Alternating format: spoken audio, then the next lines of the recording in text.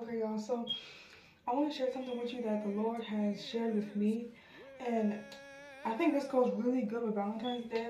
And it's for anybody that may be wanting to commit suicide because they feel like somebody doesn't care for them, and this is for somebody also that just feels like they don't really care to people or they feel very unworthy to people. I want to let you know that God values you so much that you don't need to kill yourself, you don't need to overthink yourself, that God literally values you. Somebody may also be thinking like I need to change myself because I want to live holy, and I'm not meeting up to the world standard. Do not change yourself because you want to live holy. Don't change yourself for trying to live in God. Don't try to change yourself because the world is not comfortable with you. Continue to change yourself. Continue to allow the Holy Spirit to work in you. And if the world's not comfortable with that, okay, they weren't comfortable with Jesus either.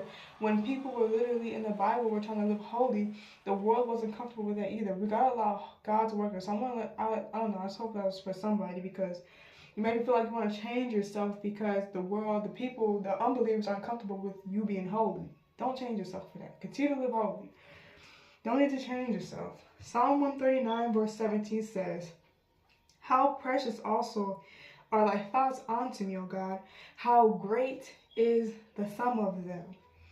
So when I read this, I've read this chapter, Psalm 139, every time I read it. It's just like, it didn't really, 139 verse 17 didn't really click with me until now.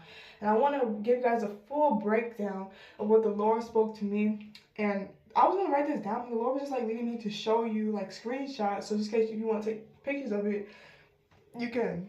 So it says this verse from King David, and yes, I do use the Google to study my Bible. It says this verse in King David is a moment of wonder and adoration, marveling at how God's mind is constantly loving, directed toward his children.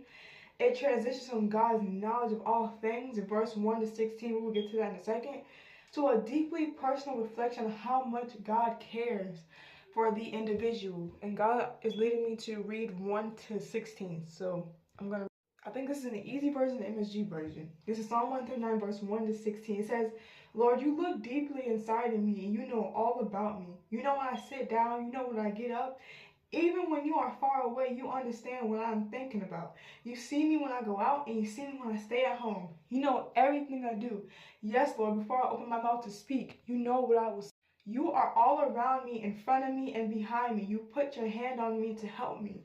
You know so much about me. It is wonderful. I cannot understand, and my thoughts cannot reach as high as that. Is there anywhere that I can go to run away from your spirit? Anywhere that I go, you are already there."